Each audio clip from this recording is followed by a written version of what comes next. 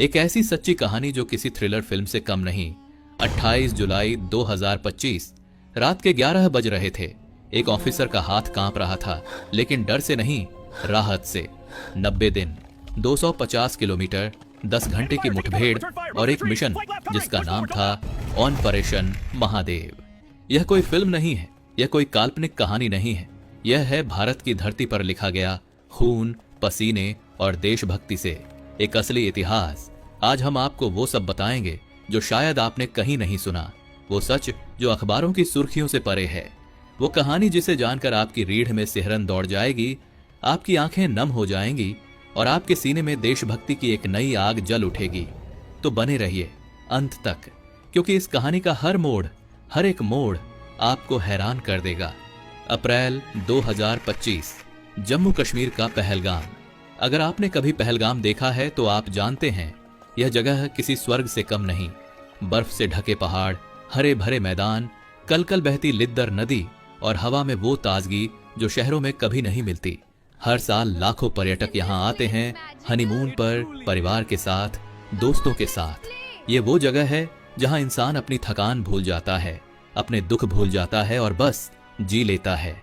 लेकिन उस दिन, उस एक काले अभिशप्त दिन ने सब कुछ बदल दिया। आतंकियों ने निर्दोष लोगों पर अंधाधुंध गोलियां बरसाईं।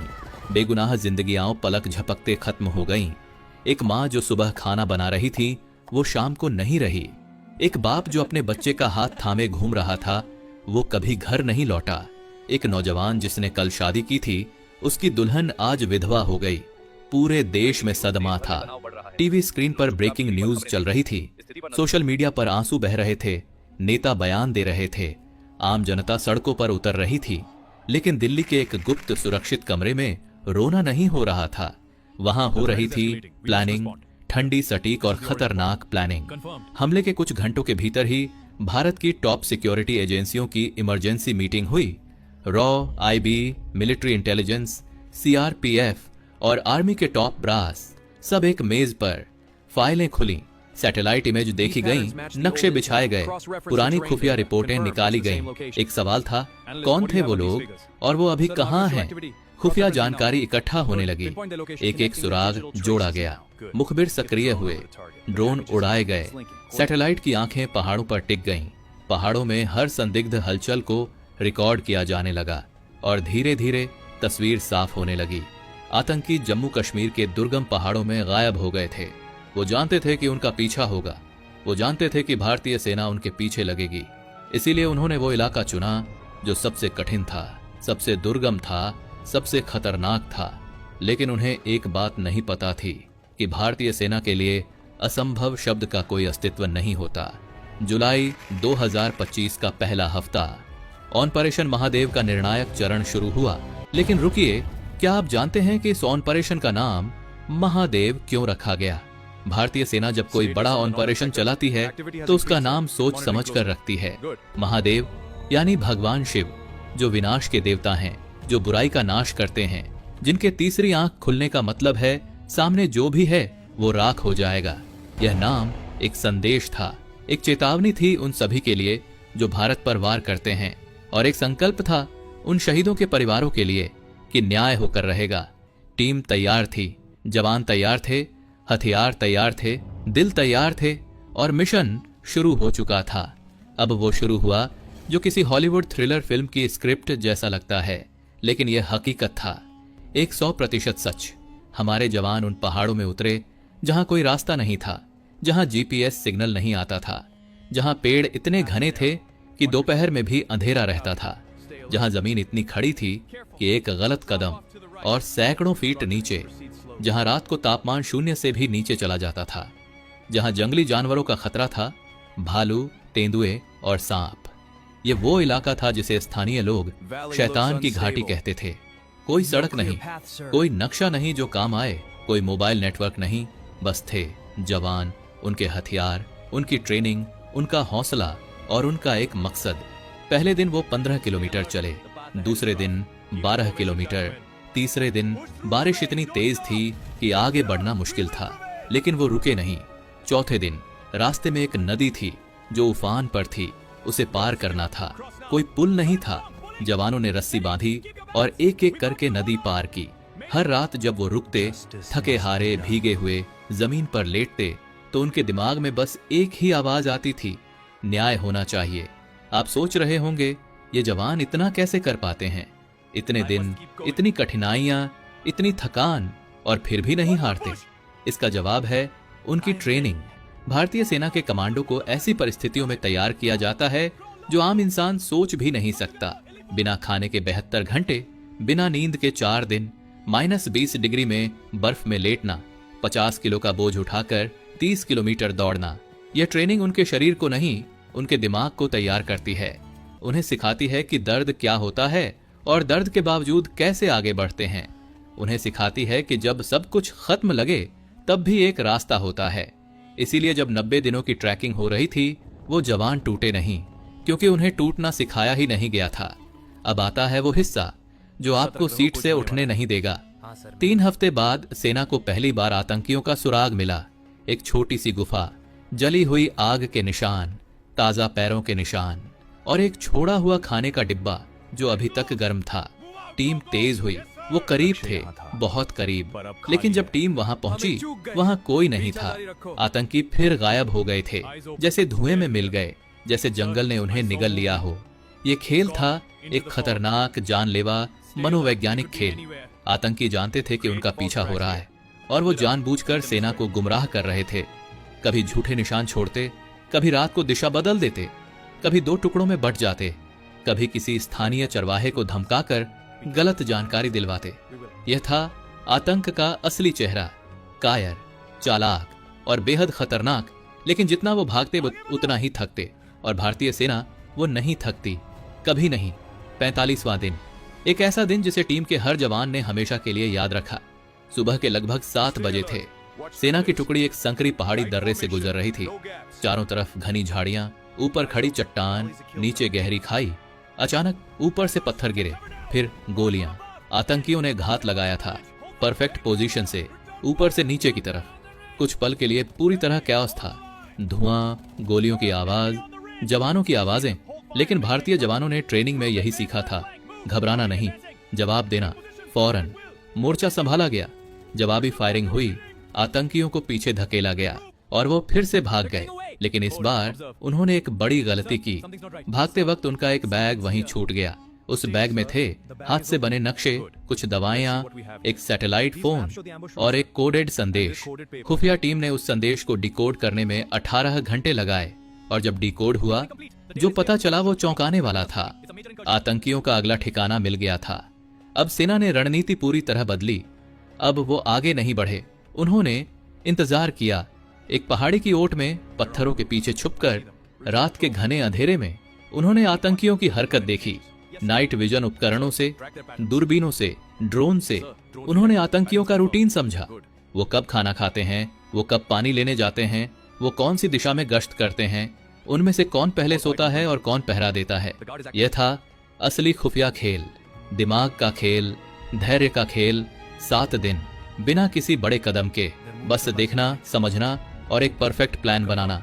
और उन 7 दिनों में एक ऐसी रणनीति तैयार हुई जो आतंकियों को कोई मौका नहीं देने वाली थी। 28 जुलाई 2025 रात के 9 बजे चांद नहीं था आसमान में, बादल थे, अंधेरा था, गहरा, घना, कुचलने वाला अंधेरा। और उसी अंधेरे में भारतीय सेना की टीम चुपचाप, सांस रोककर, एक एक कदम बेहद सावधानी से रखते हुए आगे बढ़ रही थी। कोई आवाज नहीं, कोई रोशनी नहीं, बस काली रात और उसमें चलते हुए भारत के बहादुर बेटे। रात के ठीक 10 बजे ऑपरेशन शुरू हुआ। पहली गोली चली और फिर जैसे कयामत आई। गोलियों की बारिश, धुएं का गुब्बार, फ्लेयर से जगमगाया आसमान, पहाड़ गूंज उठे, जंगल थरथरा उठे। आतंकियों ने जवाब दिया, लेकिन वो तैयार नहीं थे। वो घिर चुके थे, चारों तरफ से, ऊपर से, बाईं तरफ से, दाईं तरफ से, सामने से, पीछे से।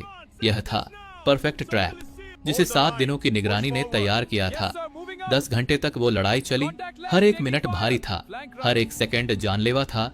लेकिन भारतीय जवान डिगे नहीं, झुके नहीं, हारे नहीं। सुबह के 8 बजे जब पहाड़ों पर पहली धूप की सुनहरी किरण पड़ी, सब खत्म हो चुका था। सभी आतंकी मार गिराए गए थे। पहलगाम के शहीदों को न्याय मिल गया था। जब ऑपरेशन खत्म हुआ, टीम के एक वरिष्ठ अधिकारी ने अपना हेलमेट उतारा। वो धीरे धीरे जमीन पर बैठ गए। उनकी आंखें भर आईं। पास खड़े एक नौजवान जवान ने पूछा, सर क्या हुआ, सब ठीक है ना? अधिकारी ने कुछ देर चुप रहकर कहा, हाँ बेटा, सब ठीक है, बस सोच रहा हूं उन लोगों के बारे में जो पहलगाम में अपने परिवार के साथ घूमने गए थे और कभी घर नहीं लौटे। काश वो आज होते, काश वो देख पाते। ये वो पल था जो किसी कैमरे ने नहीं पकड़ा। यह वो इमोशन था जो किसी न्यूज चैनल पर नहीं आया। यह वो दर्द था जो हर जवान के दिल में था और जो जीत के बाद भी कम नहीं हुआ। क्योंकि जवान जानते हैं जीत खुशी देती है, लेकिन जो गए वो वापस नहीं आते। लेकिन भारत रुका नहीं। ऑपरेशन महादेव की सफलता के कुछ ही दिनों बाद एक और ऑपरेशन शुरू हुआ, ऑपरेशन शिव शक्ति। इस बार निशाना था पुंछ जिले का Digwar sector, Maldiwalan area, line of control के बिल्कुल करीब। एक ऐसा इलाका जो घने देवदार के जंगलों और खड़े पहाड़ों से घिरा है, जहां सर्दियों में रास्ते बंद हो जाते हैं और गर्मियों में जंगल इतने घने होते हैं कि आसमान नहीं दिखता। पहलगाम हमले से जुड़े 3 और आतंकियों को यहां भी सेना ने ढेर किया, एक एक करके, सटीक, निर्णायक। ऑपरेशन शिव शक्ति ने दुनिया को यह साफ संदेश दिया, भारत का संकल्प एक ऑपरेशन तक सीमित नहीं है। यह एक मिशन है, एक युद्ध है आतंक के खिलाफ। और यह युद्ध तब तक जारी रहेगा जब तक आखिरी जिम्मेदार को उसके किए की सजा नहीं मिल जाती। अब वो हिस्सा जो आपको सोचने पर मजबूर कर देगा, जो आपके दिमाग में सवाल खड़े कर देगा। कुछ वरिष्ठ डिफेंस विश्लेषकों का मानना है कि ऑपरेशन महादेव की पूरी जानकारी आज भी सार्वजनिक नहीं है। कुछ सवाल जो अभी भी अनुत्तरित हैं और शायद हमेशा रहेंगे। क्या यह ऑपरेशन सिर्फ जम्मू कश्मीर की सीमाओं तक सीमित था, या भारत की कार्रवाई इससे कहीं आगे, शायद सीमा पार तक गई? उन 90 दिनों में क्या क्या हुआ जो कभी रिकॉर्ड में नहीं आया? क्या आतंकियों के पीछे सिर्फ एक स्थानीय नेटवर्क था, या कोई बड़ी अंतरराष्ट्रीय ताकत भी शामिल थी? और सबसे बड़ा सवाल, जिस बैग में कोडेड मैसेज मिला, वो मैसेज किसके लिए था, और उस जानकारी का आगे क्या हुआ?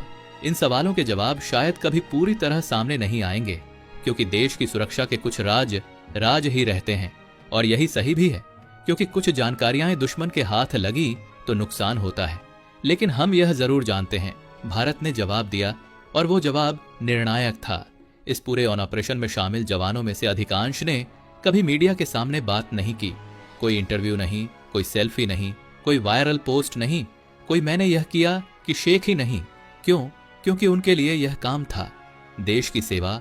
यह उनका धर्म है, उनका जीवन है।